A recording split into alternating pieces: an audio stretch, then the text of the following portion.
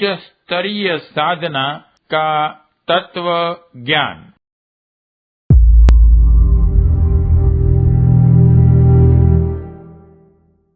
हमें शरीर को प्राप्त होने वाले सुख साधनों का निरंतर ध्यान रहता है।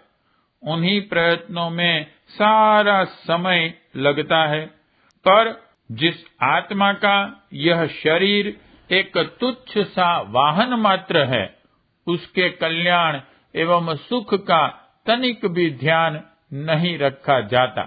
यह कैसे दुख और आश्चर्य की बात है।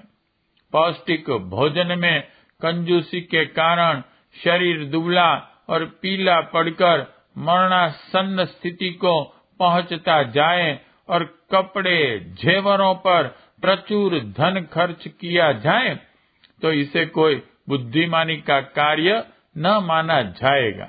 हमारी गतिविधि आज ऐसी ही अबुद्धिमतापूर्ण बनी हुई है। आज हमारी चतुरता इस बात में लगी हुई है कि कितना धन, मान और विलास उपलब्ध कर लिया जाए, पर 84 लाख योनियों में भ्रमण करके लाखों करोड़ों वर्ष बाद मनुष्य शरीर प्राप्त करने का जो अलभ्य अवसर प्राप्त हुआ है, उसका सदुपयोग कैसे किया जाए, इस प्रश्न को सुलझाने में सारी चतुरता धूमिल पड़ जाती है। हम बुद्धिमान हैं या मूर्ख, इसका पता उस दिन लगता है जब जीव इस शरीर को छोड़कर आकाश में उड़ रहा होता है। उसे आगे फिर 84 लाख योनियों के दुखदायक शरीर सामने उपस्थित दिखते हैं, जिनमें उसे करोड़ों वर्ष पड़ा रहना पड़ेगा। तब कहीं फिर मनुष्य जन्म का वह अवसर आएगा जो अभी तुच्छ बातों में गंवा दिया गया। जीव को अपनी इस मूर्खता पर भारी पश्चाताप होता है कि यह सूर दुर्लभ मानव जीवन व्यर्थ ही नहीं गंवा दिया गया, वरन शरीर के मोह में पड़कर अनेक दुष्कर्म भी कर लिए, जिनके लिए नारकीय यंत्रणाएं चिरकाल तक सहनी पड़ेगी। पाप कर्मों के सुख क्षणिक थे, पर उनका दंड तो दीर्घ काल तक सहना पड़ेगा। पश्चाताप की अग्नि में इस प्रकार जलने से पूर्व ही यदि थोड़ी समझदारी उत्पन्न हो जाए, तो उसे एक सौभाग्य ही समझना चाहिए। आध्यात्मिक प्रवृत्तियों में मन का लगना वस्तुतः एक महान सौभाग्य ही है, जिसके लिए आज भले ही उपहास सहना पड़े, पर अंततः उसका परिणाम श्रेयस्कर ही होता है। लोग शौक मौज चाहते हैं, पर चाहने पर भी कितनों को वह मिल पाती है।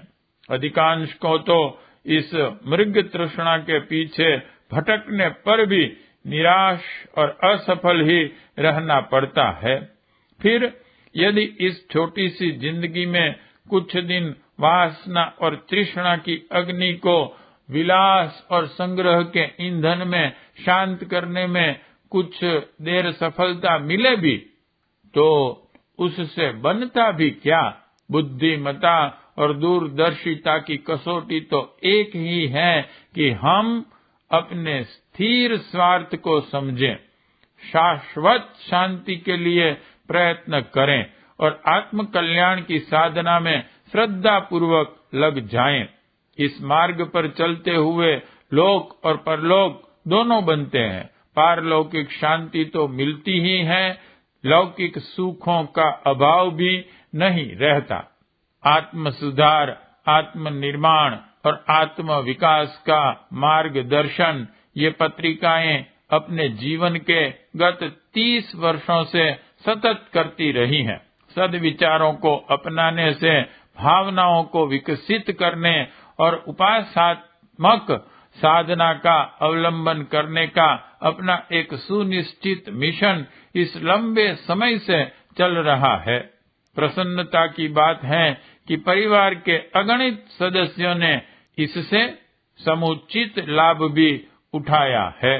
उपासना क्षेत्र में गायत्री का महत्व सर्वोपरि है।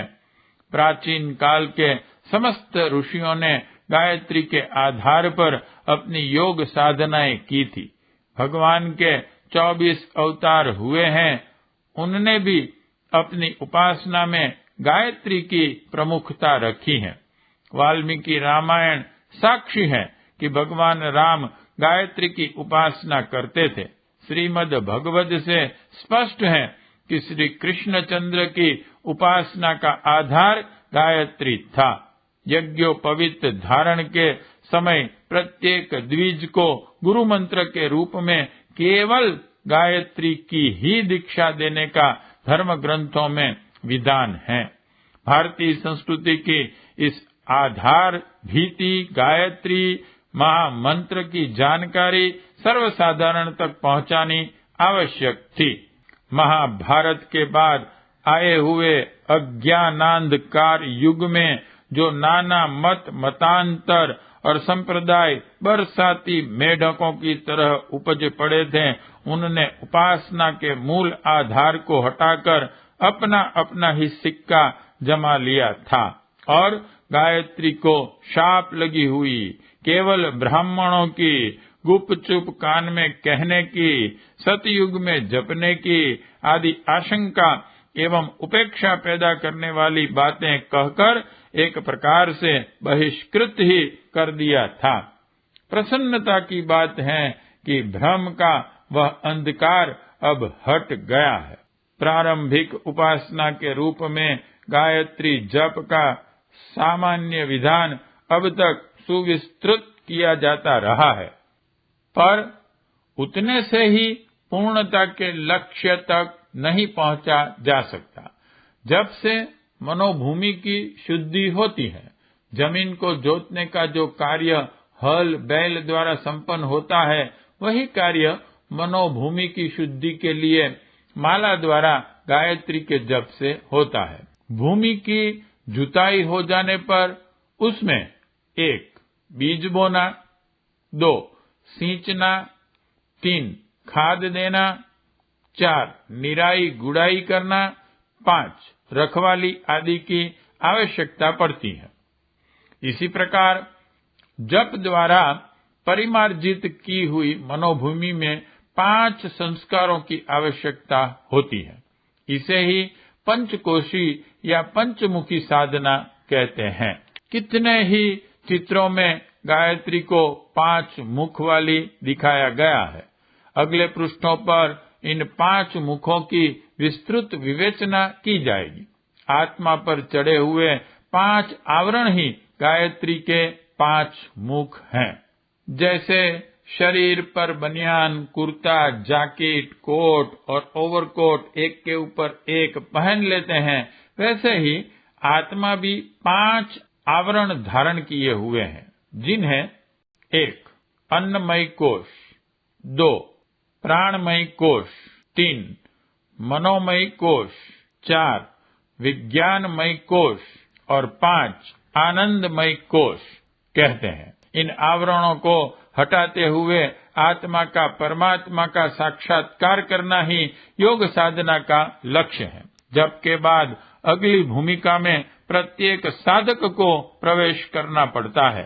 तब उसके लिए यह पंचकोशी साधना, पंचमुखी गायत्री की उपासना आवश्यक होती है। यह एक उच्च योग साधना है जो सर्वसाधारण के लिए बाल, वृद्ध, नर, नारी, गृही, विरागी सभी के लिए अति सरल और सर्वथा हानि रहित है।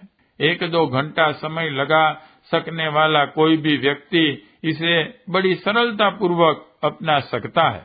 इस मार्ग पर अग्रसर होते हुए सामान्य स्थिति का व्यक्ति भी अंततः उस स्थिति को पहुंच जाएगा जहां से आत्म साक्षात्कार की स्थिति बिल्कुल निकट आ जाती है। इस पंचकोशी साधना क्रम को 10 भागों में विभाजित किया गया है। इन्हें 10 कक्षा मानना चाहिए। 1 वर्ष में एक कक्षा पूर्ण करने की आशा की गई है, पर धीमे चलने वाले साधकों को इससे अधिक समय भी लग सकता है। जिस प्रकार एक कक्षा उत्तीर्ण करके दूसरी में प्रवेश करने पर पाठ्य पुस्तकें बदल जाती हैं और नए पाठ्यक्रम का अभ्यास करना होता है, उसी प्रकार सफल साधकों को प्रति वर्ष अगला साधना क्रम अपनाना पड़ता है।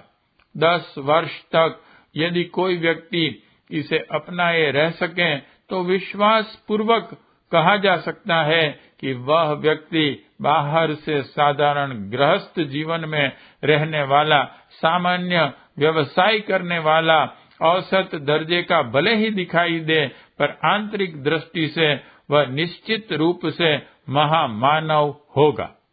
अपनी आत्मा में स्वर्गीय शांति का अनुभव करेगा और अपने समीपवर्ती लोगों को अपनी विशेषताओं से पुलकित, प्रफुल्लित किए रहेगा। जीवन लक्ष्य प्राप्त करने में भी उसे कुछ विशेष बाधा न रह जाएगी। वाङ्मय 13 गायत्री की पंचकोशी साधना एवं उपलब्धियां। लेखक पंडित श्री राम शर्मा आचार्य जी। अगर आपको हमारी यह वीडियो पसंद आई हो तो इसको लाइक करें, कमेंट और शेयर जरूर करें। साथ ही हमारे YouTube चैनल ऋषि चिंतन को सब्सक्राइब कर बेल आइकन भी दबाएं ताकि आपको आने वाले वीडियोस की नोटिफिकेशंस मिलती रहें। धन्यवाद।